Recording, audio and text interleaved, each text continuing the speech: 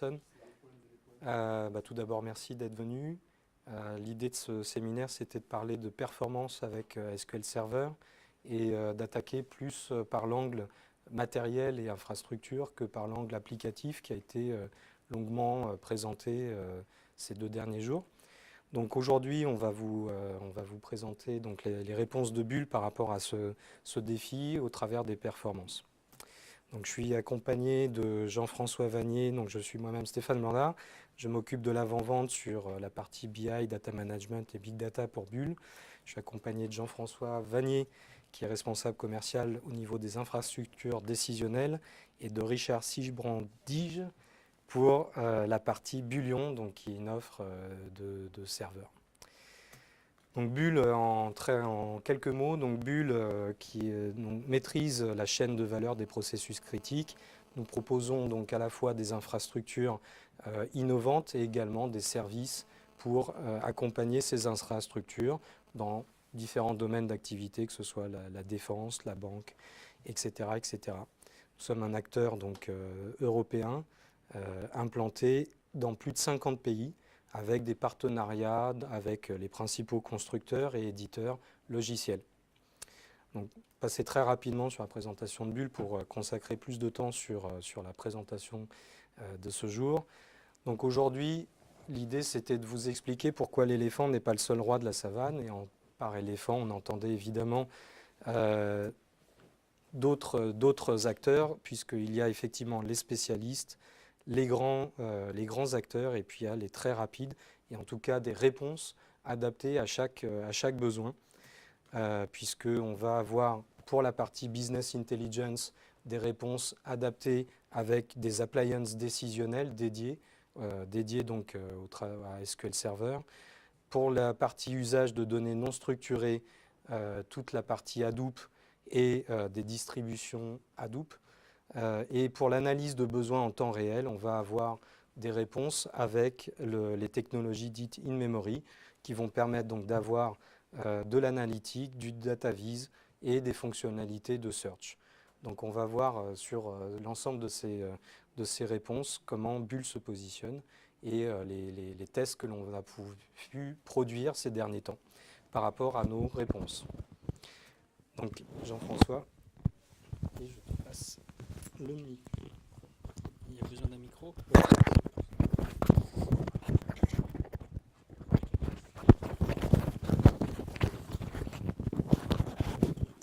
Voilà. Alors, déjà Stéphane, en introduction, il me disait Monsieur 1000, c'est toi.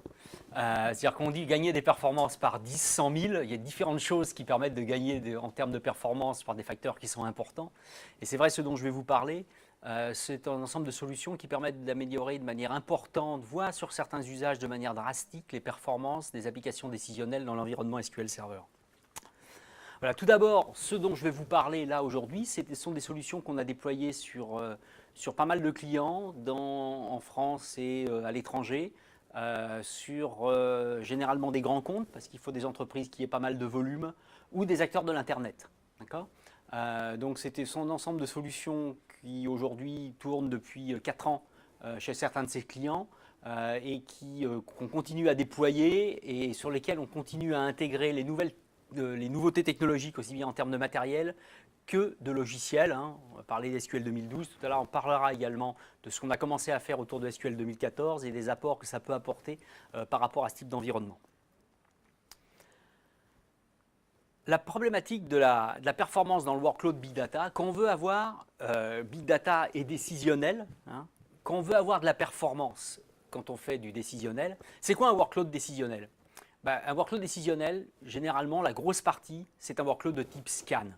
C'est-à-dire on va lancer une requête SQL sur des tables qui ont des gros volumes, des grands nombres d'enregistrements. Et donc on va avoir une problématique qui va être une problématique d'arriver à lire et à scanner des tables qui sont des tables importantes. Alors pour ça, on a 2 façons, il y a 2 choses qu'il faut savoir. La première façon qu'on va avoir d'optimiser ça, c'est s'assurer, quand on va lire sur le disque, les données sont inscrites de manière séquentielle. D'accord ? Pourquoi ? Parce que après, il y a de la mécanique sur un disque, ça fait comme ça. Et si votre disque tourne et que vous lisez de manière séquentielle, votre bras il va être comme ça. et puis il va bouger tout doucement, au fur et à mesure, il va récupérer l'information. D'accord? Donc il va être naturellement plus rapide. L'autre principe qu'on va mettre en place, c'est de dire que vaut mieux aller lire 4 fichiers de 500 millions de lignes sur 4 disques différents qu'un fichier d'1 milliard de lignes de 2 milliards de lignes sur un seul fichier, sur un seul disque. Pourquoi? Parce qu'aujourd'hui, dans toutes les infrastructures, le point de contention quand on fait du décisionnel, ce qui fait que ça ne va pas vite, alors évidemment, il y a le fait que la requête est mal développée, le fait que c'est optimisable, le fait que tout ce que vous voulez, mais là-bas, c'est le disque. C'est le disque qui pose problème. Et quand on parle du disque, ce n'est pas la vitesse de rotation, ce n'est pas ce genre de choses, c'est le débit du disque. D'accord? Donc, aujourd'hui, tout le challenge des environnements et des infrastructures décisionnelles vont être de faire en sorte que ce disque-là soit plus un goulet d'étranglement. C'est-à-dire que de faire en sorte que, plutôt que de passer beaucoup de données par le tuyau de sortie du disque, eh ben on va répartir les données sur beaucoup de disques pour qu'il y en ait moins à passer et que donc ça aille beaucoup plus vite. Ça, c'est le premier principe. Un disque, aujourd'hui, il a un débit d'à peu près 90 mégaoctets secondes, 100 mégaoctets secondes quand il est en régime de croisière. Un cœur d'un processeur, c'est capable de traiter à peu près 250 mégaoctets secondes en flux. C'est-à-dire qu'avec un cœur de processeur, vous êtes capable d'utiliser au maximum la capacité de 3 disques, au maximum des capacités de votre système. C'est-à-dire avec un cœur de processeur sur des scans, donc sur un environnement décisionnel. Je ne parle pas qu'on va faire des calculs et ce genre de choses, mais vraiment aller récupérer, aller lire la donnée, aller la croiser. On est capable assez facilement de gérer une base de 1 Tera, si je simplifie, que je ne mets pas de RAID et tout ça. Avec un cœur, donc je ne parle pas d'un processeur. C'est-à-dire que les gens qui ont des problèmes de performance sur leur machine en décisionnel, généralement, ils n'ont qu'à aller voir l'usage des processeurs, ils vont voir que les processeurs ne font pas grand-chose, voire rien. Et que ça ne sert à rien de mettre des gros serveurs pour faire du décisionnel quand on fait du scan. Après, quand on fait du cube, quand on fait de l'analytique, c'est autre chose, et ça on le verra après. Mais quand vraiment sur la partie de la base de données, il va falloir vraiment travailler sur l'optimisation des entrées-sorties. Donc, premier principe, on séquentialise les informations, et ensuite on les répartit sur l'ensemble des volumes disponibles. Et après, donc on va utiliser la parallélisation. C'est-à-dire qu'on va prendre les données, et on va associer à chaque unité de stockage, qui va être un disque, qui va être un file group, quelques disques, une unité de traitement, un cœur par exemple, et les données, on va les donner au cœur qui va les envoyer sur un morceau du disque, sur un morceau de disque. Donc on va avoir beaucoup de disques, beaucoup d'axes, et en fait chaque axe va être travaillé de manière parallèle. Donc quand je vais insérer mes données, je vais les insérer en parallèle sur l'ensemble des données. Ensuite, quand je vais aller faire ma lecture, même principe. C'est-à-dire que je vais utiliser la capacité qu'a SQL Server à utiliser le multithreading. C'est-à-dire quand je lance une requête, un select, en fait, ce n'est pas un select qui va s'exécuter, c'est un select par cœur. Donc chaque cœur va s'approprier le select, va exécuter le select sur une partie du stockage dont il a la charge. Et donc je vais avoir, si on a 2 fois 8 cœurs dans un serveur, je vais avoir 16 requêtes qui vont s'exécuter en parallèle sur des disques qui sont en plus des disques répartis. Donc je vais être naturellement, et sans rien faire de point de vue logiciel, et sans rien faire d'un point de vue développement, je vais être naturellement 16 fois plus rapide à lire une table que si je suis avec mon serveur, que derrière j'ai un SAN et que je n'ai pas optimisé mes disques. D'accord? Sans rien faire. Ça, c'est le principe de tout ce que l'on voit aujourd'hui, des appliances et des solutions qu'on voit dans le monde, du décisionnel ou du big data. Donc ce qui fait qu'on peut être 5, 10, ça dépend du typologie de requête. Est-ce que c'est uniquement un scan? Est-ce que c'est des scans sur des gros volumes? Est-ce qu'on fait des croisements, beaucoup de croisements et combien de tables? Mais on va être entre une fois, 2 fois, 5 fois, 10 fois ou sur certaines requêtes. Ça c'est un exemple que nous a donné L'Oréal. Une requête qui mettait 2 heures se met à tourner en 2 secondes, en 4 secondes. Rien qu'en changeant le matériel sur lequel est la base de données. Donc ce principe-là, nous on l'a déployé sur un certain nombre de technologies, autour d'un certain nombre de technologies. Tout d'abord par une gamme qui est une gamme de serveurs décisionnels. Donc c'est quoi ça? C'est des environnements qui sont des environnements réalisés par Bull, qui sont des environnements Bullion qu'on vous présentera derrière, qui sont des serveurs qui ont la caractéristique de gérer beaucoup de processeurs et beaucoup de mémoire. Et on va prendre ce serveur-là, on va le virtualiser complètement et on va intégrer l'ensemble de la chaîne des outils décisionnels dans un seul serveur. Ce qui fait qu'on va avoir dans une solution, un petit peu comme une ferme de serveurs avec l'ETL, la base de données et puis toute la partie restitution. La partie base de données étant optimisée suivant les principes que l'on va avoir. Donc ça, c'est les solutions qu'on va proposer pour des infrastructures qui font 500 gigas, 1 Tera, 2 Tera maximum. D'accord, avec des workloads quand même peu importants, plutôt pour du décisionnel, pour des entreprises de taille moyenne ou pour du data, pour du départemental. Hein. Ensuite, on a la gamme Fast Track que je vais décrire derrière, là qui sont des serveurs, qui sont des appliances de base de données, donc de data warehouse, avec SQL Server 2012, enfin 2008 R2 et 2012, pour obtenir de la performance dans un environnement décisionnel. Les serveurs in-memory qu'on verra après, donc là plutôt pour la partie cube, pour la partie restitution, hein, mais également pour travailler avec les nouvelles fonctionnalités de SQL 2014 hein, et la partie in-memory. SQL Server 2012 PDW, ça c'est la partie l'appliance massivement parallèle basée sur les technologies Microsoft, que nous aussi on a notre catalogue et qu'on propose à nos clients hein, et que l'on vend. Donc là, c'est ce principe-là, au lieu de l'avoir sur un serveur, on l'a sur une multitude de petits serveurs qui sont parallélisés, qui sont reliés par des réseaux très rapides. Donc une requête, on l'envoie sur un serveur central qui la répartit sur l'ensemble des serveurs. Chaque nœud ayant SQL Server exécute et reconsolide. Donc ça permet d'avoir des infrastructures, on va monter des bases de données de plusieurs pétaoctets de données. Hein. Et enfin, des infrastructures de type Hadoop, hein, où on utilise également ce mécanisme de parallélisme, hein, où on envoie une requête, mais là basée sur du Hive, basée sur du MapReduce, mais qu'on envoie sur l'ensemble des serveurs de l'appliance et dont on reconsolide le résultat. Un petit focus sur Fast Track. Fast Track, c'est quoi? Fast Track, c'est un serveur avec un nombre de disques derrière qui est calculé de façon à ce qu'il n'y ait pas de goulet d'étranglement. Donc derrière, on a un serveur, par exemple, qui est un serveur bipro. Derrière, on va mettre une soixantaine de disques, donc des baies avec beaucoup d'entrées-sorties, ce qui fait qu'on va être capable de mettre en œuvre de manière naturelle les mécanismes que l'on avait avant. Ce qui va permettre, du fait de cette puissance qu'on a dans le mécanisme, pour un serveur bipro avec de la mémoire, hein, on met quand même pas mal de mémoire derrière, mais on a quand même qu'un serveur bipro, donc un serveur 16 cœurs, on va être capable derrière de manager des bases de données maintenant avec les nouvelles capacités disques et ce genre de choses, des bases de données, des data warehouse jusqu'à à peu près 20 Tera de données, même plus, avec les nouvelles capacités disques.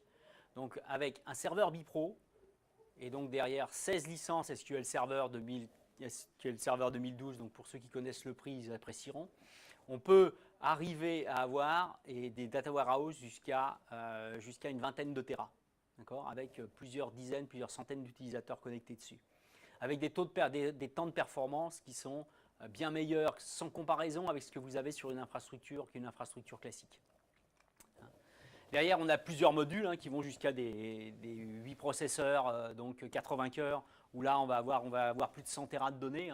Notre plus gros client a 3 fast track. Sur chaque fast track, qui sont eux des quadripro, ils ont 60 à 70 Tera en données chaudes, donc en data warehouse chaud, et ils ont une centaine de Tera en données froides. Donc sur une instance SQL Server, ils ont 180 Tera de données sur chaque serveur. Donc comme ils en ont 3, donc vous voyez, il y a plus de 500 Tera qui aujourd'hui tournent sur des fast track, sur 3 fast track, et pour faire de l'analyse de log. Donc vous voyez, on arrive à avoir quand même des volumétries qui sont des volumétries extrêmement importantes. Ça en bas, juste un petit chiffre, ça c'est la capacité des machines, et là c'est le débit. Du fait qu'on a beaucoup d'entrées-sorties, on arrive à avoir des débits qui sont excellents. 7 gigaoctets par seconde, c'est à peu près ce qu'on a sur des machines aujourd'hui quadripro. Pour vous donner un exemple, un SAN dans une entreprise, quand il est bien tuné, on est à 5 à 700 mégas par seconde. Donc naturellement, si vous voulez, on est 10 fois plus rapide en termes de débit sur là où ça fait mal. Donc voilà, Fast Track, c'est cette solution. En plus, c'est une solution qu'on sait sécuriser et sur laquelle on prend des engagements de performance. Aujourd'hui, c'est de loin la solution sur laquelle, en termes de d'appliance décisionnelle, avec le meilleur ratio prix-performance, sans comparaison. Après, SQL Server 2012 Parallel Data Warehouse. Donc ça, c'est l'appliance massivement parallèle de Microsoft. Basé, nous, on travaille avec HP sur la partie matérielle. Donc on fait l'intégration du matériel HP. Donc comme je vous ai expliqué rapidement, en fait, c'est des petits nœuds de SQL Server, pour faire simple, qui sont agglomérés au sein d'un système de contrôle plus complet. Et ce qui fait qu'on va scanner ça sur un grand nombre de nœuds. Donc c'est des appliances où le modèle de base démarre à 50 Tera et on monte jusqu'à plusieurs pétas. C'est typiquement la cible de ces systèmes-là, c'est Teradata. C'est exactement la même performance, c'est le même niveau de performance, c'est même meilleur sur un certain nombre de choses, c'est le même type de puissance, le même type de principe technologique. C'est pour des très gros data warehouse. Et c'est livré en mode appliance, supporté en mode appliance. Une petite digression sur les environnements que l'on a réalisés aujourd'hui, des tests qu'on a réalisés avec SQL 2014 sur ce type d'environnement. D'accord ? Donc on a fait aujourd'hui, on est en train de l'installer sur un fast track et, pour regarder ce que ça donne. L'idée c'était qu'on a donné en fait à nos équipes techniques, c'est de regarder sur des requêtes, clairement quand on a une table de plusieurs milliards de lignes, qu'est-ce qu'on va arriver à gagner le fait de passer en SQL 2014 par rapport à du SQL 2012, en testant essentiellement deux mécanismes, le mécanisme de in-memory, donc le fait de savoir monter beaucoup de données en mémoire, et la capacité de mieux gérer les mémoires et de bien compresser les données en mémoire. Et le deuxième mécanisme qui est le mécanisme du Cluster Store Index, qui est quelque chose que nous on connaît parce que c'était quelque chose qui était sur PDW, qui est sur PDW déjà depuis la version 2, donc depuis l'été dernier, mais comment c'est implémenté au niveau du SQL 2014 et ce qu'on arrive à en tirer. Voilà. Alors ça, c'est des tests qu'on a réalisés avec donc les CPT1 et même des versions précédentes. Donc on l'a fait avec un package SSIS, donc d'une part pour charger des données. Donc on arrive, si vous voulez, on arrive quand même, ce qu'on voit en premier test, juste quelques chiffres, là où on mettait, comment ça s'appelle, 26 secondes sur du SQL 2012, on arrive sur des éléments qui sont,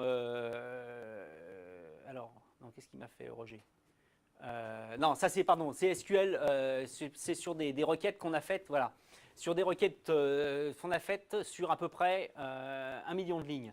1 million de lignes, on arrive à avoir des temps de réponse pour aller scanner complètement, pour intégrer des données complètement autour de 10-16 secondes, donc pour importer 1 million de lignes. Donc c'est quand même des bons niveaux de performance. Sur des tables in-memory, quand on met la table en mémoire, on est à 2 secondes, pour intégrer 1 million d'enregistrements. Donc vous voyez, on est quand même sur des temps de réponse qui sont quand même extrêmement significatifs. Et quand on les met dans des clusters store index, donc en intégrant la donnée, en intégrant les données directement donc au format colonne natif qu'il y a maintenant dans SQL 2014, l'intégration c'est 8 secondes. Donc qui est 4 fois meilleur de toute façon ce qu'on a en l'intégrant dans une table normale, mais derrière avec des niveaux de restitution, on va être beaucoup moins bon. Autre point, ce que l'on a avec les colonnes cluster sort, les tables, donc ça ce sont les nouveaux principes qu'il y a dans SQL 2014 où donc les tables sont mises en format colonne qui est updatable.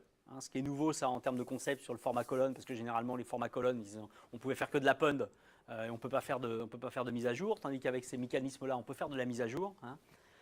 Quand vous prenez une table et que vous la mettez sous ce format-là, non seulement pour la plupart des requêtes d'intégration, on va être bien meilleur, mais on va être déjà en table prise sur le disque, de manière physique, on va prendre 2 fois moins de place que ce que l'on a sur une table déjà compressée. Donc si vous voulez, on va avoir des gains sur des tables qui vont faire des millions ou des milliards de lignes, on arrive à avoir des gains qui sont des gains quand même extrêmement significatifs en termes de taille, et comme c'est moins gros, quand on fait une requête, on remonte moins de données, donc on est beaucoup plus performant. Et on a en plus beaucoup moins d'IO qui ont vraiment donc un impact très, très positif sur la performance. Alors ce genre de table, là on n'a pas eu le temps de finaliser les tests, mais on est en train de les finaliser. Et on va les utiliser quand on va vouloir faire des agrégations de données, donc on va vouloir faire des scans complets sur ce genre de table. Où là on va avoir des gains de performance, où on va passer depuis On va dire sur une table, sur un fast track normal, ou sur une requête qui va mettre une vingtaine de secondes, on va passer à 1-2 secondes, quoi. Un des derniers POC qu'on a fait sur ce genre de technologie, le client, quand il a vu le résultat du POC et qu'il est rentré chez lui, il a dit à son chef, ils ont bidouillé le POC parce que c'est pas possible. Pourtant, je jure qu'on n'avait rien bidouillé. On a juste mis les données sous ce format-là, en format colonne, et derrière, on a exécuté les requêtes. Et on arrive vraiment à avoir des gains qui sont extrêmement importants. Et donc là, ce qu'on est en train de regarder, c'est ce qu'on va gagner en plus en intégrant ça avec des tables et en utilisant au mieux la partie de memory de SQL Server 2014. Donc nous, on croit beaucoup à SQL 2014 sur ce type d'environnement dans un environnement décisionnel. Voilà. Donc après, juste pour rappeler 2-3 choses, c'est que c'est un aspect sur les coûts, parce qu'on a nous aujourd'hui les 3 solutions. Donc aujourd'hui, SQL, tout ce qui est en appliance décisionnelle SQL, c'est bien pour gérer du volume à un coût, on va dire, qui a un coût intermédiaire, et en plus en ayant un très bon niveau de performance. D'accord ? Derrière, quand on a vraiment des très gros volumes, c'est-à-dire qu'on va pouvoir parler de plusieurs centaines de téras de données ou des pétaoctets. Donc dans ce cas-là, les nouvelles solutions qui sont arrivées autour d'Hadoop là, sont intéressantes parce qu'elles permettent d'avoir des coûts qui sont des coûts beaucoup moins importants pour des volumes traités beaucoup plus importants. Et en revanche, la partie memory, qui sont des solutions qui sont plus chères, plus coûteuses, mais qui permettent d'avoir des temps de réponse instantanés sur des volumétries qui sont aussi importantes. Et c'est ce qu'on va voir maintenant. Voilà. Je te donne le micro. Merci. Donc effectivement, moi, je vais parler un petit peu des résultats pour tourner Microsoft SQL 2014 en mode hackathon et mode disque classique. Et on a fait quelques tests de performance qui sont, je pense, assez impressionnants et qu'on veut partager avec vous. Donc d'abord, on vous explique rapidement qu'est-ce que c'est un serveur Boolean. Donc un serveur Boolean, Bull est une société de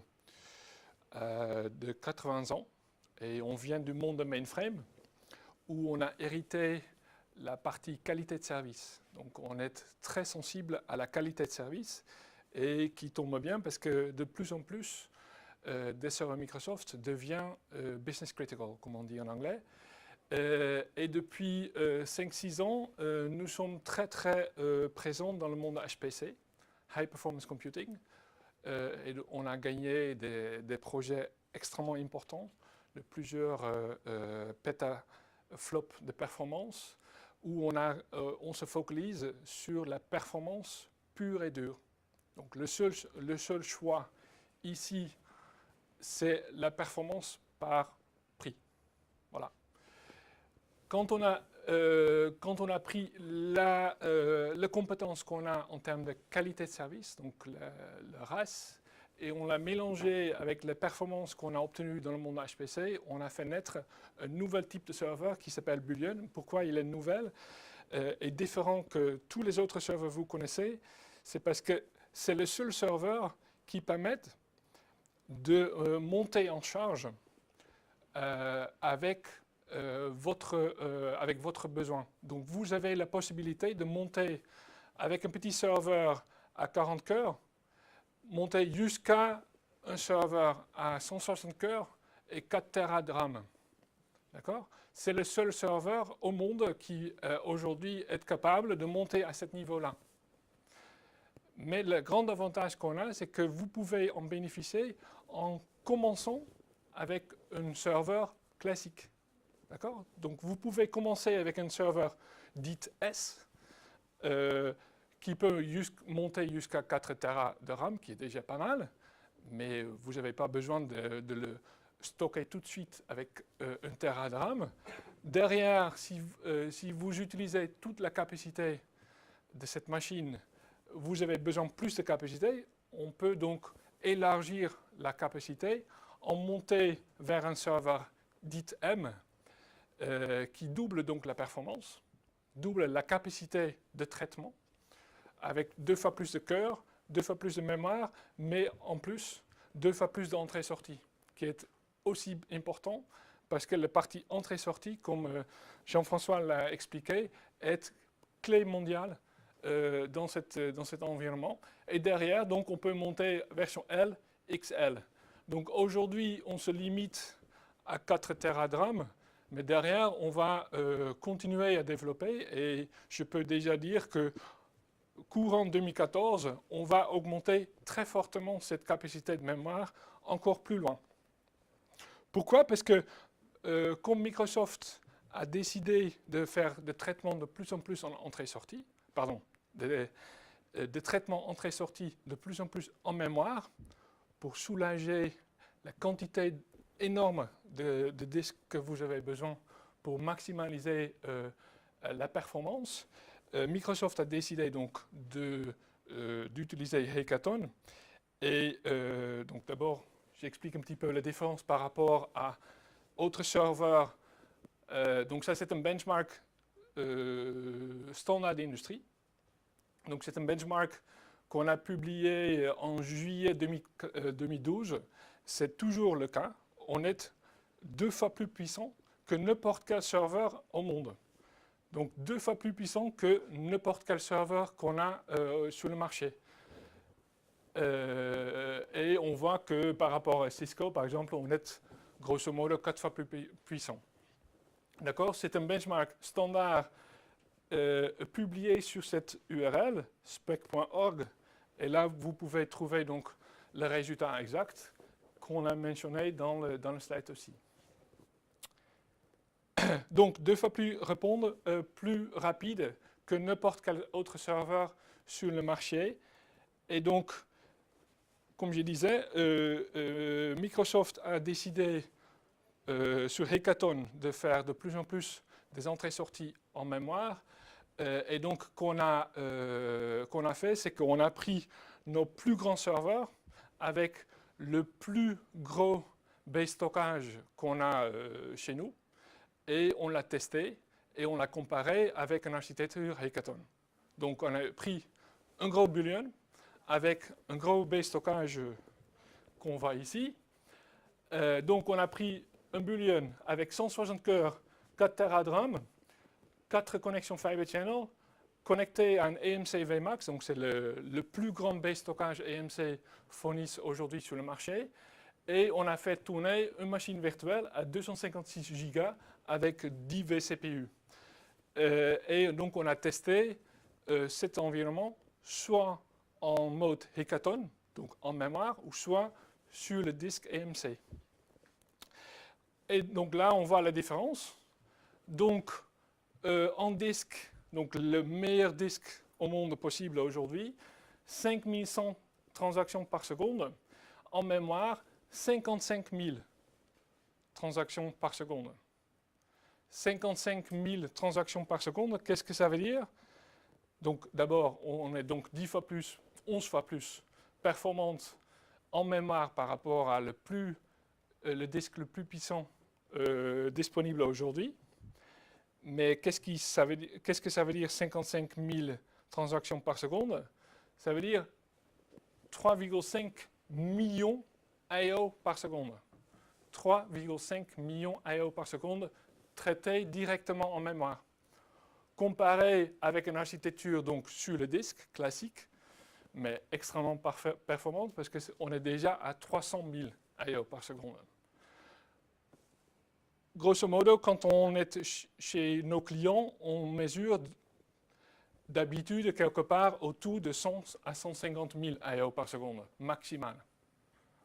Donc déjà, avec un bon bay stockage, on peut booster la performance très important, mais quand on déploie vraiment l'architecture Hackathon, on maximalise les performances et donc on peut faire d'analyse en temps réel.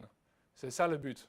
C'est qu'en lieu d'attendre de faire un ATL, de faire une extraction, de regarder qu'est-ce qu'on peut faire ou qu'est-ce qu'on a fait les derniers 5 mois, on a le résultat par rapport à aujourd'hui.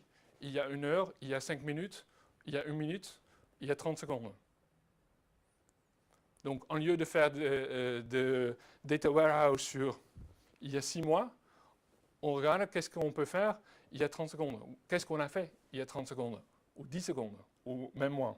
Ce que montre le graphe aussi, c'est la stabilité de la performance. Tout à fait, merci.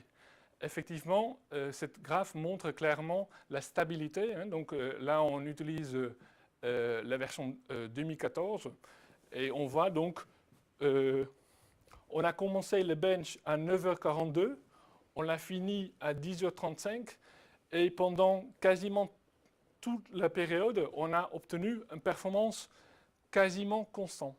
Donc ça montre la stabilité et la performance qu'on peut obtenir sur la durée. Donc ce n'est pas juste un burst pendant quelques secondes, mais c'est une durée très longue.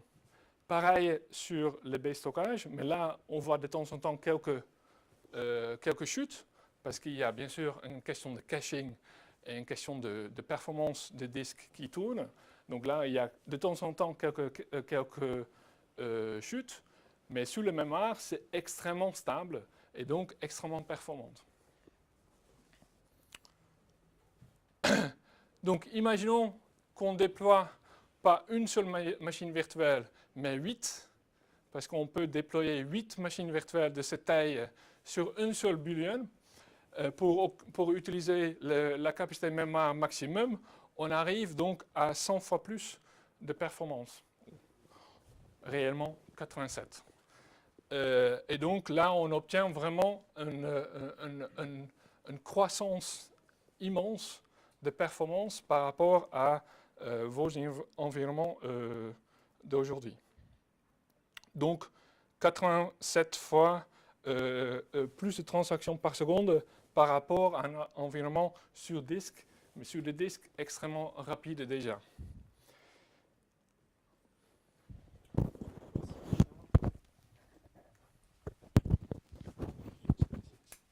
Donc en guise de conclusion, donc, comme vous avez pu voir, on a donc le choix en fait suivant vos problématiques.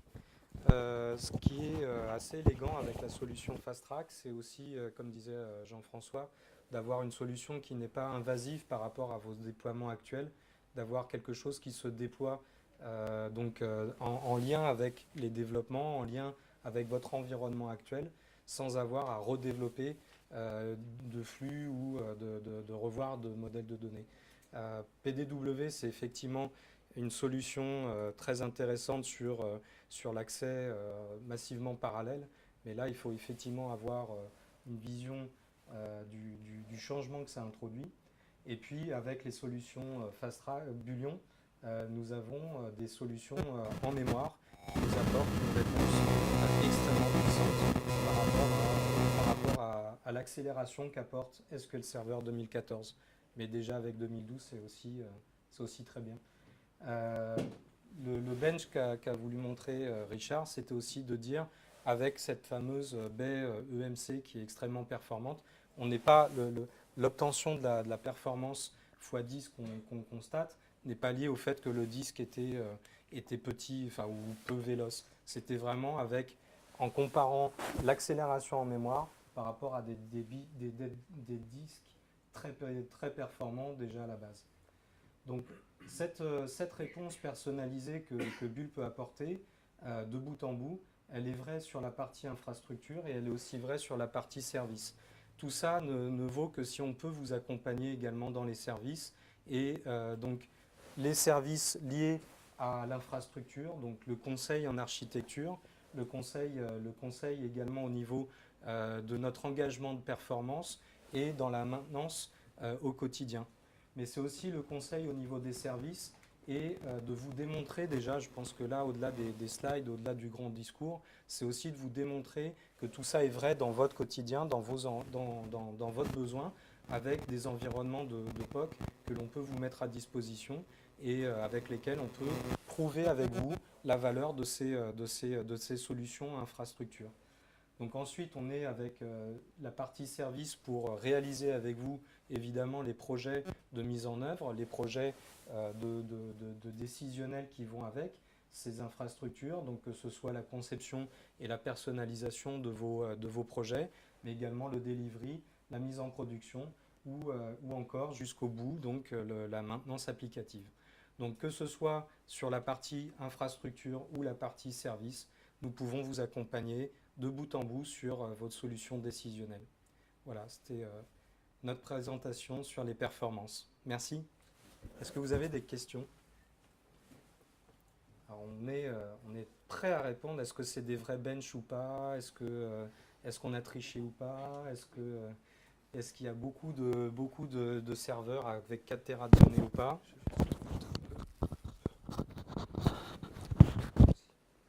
Est-ce que ces 4 Tera de données de RAM, c'est quelque chose qui ça fait rêver?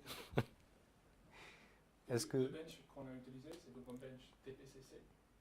Normalement, c'est donc un bench standard d'industrie qui est normalement utilisé pour comparer des bases de données différentes entre eux et qu'on a le droit de publier uniquement si c'est fait sur des disques. Donc, grâce à la coopération qu'on a fait avec Microsoft à Redmond, on a donc recompilé le bench TPCC en mode Hackathon pour le faire tourner en mémoire. Bien sûr, le fait qu'on l'a recompilé, on n'a pas le droit de le nommer TPCC, donc c'est pourquoi je ne l'ai pas mis sur le slide. Mais en fait, le vrai bench derrière, c'est un bench standard d'industrie en TPCC.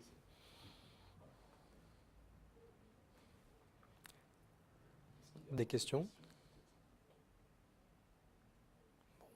Eh bien, s'il n'y a pas de questions, merci à vous. Merci. Merci.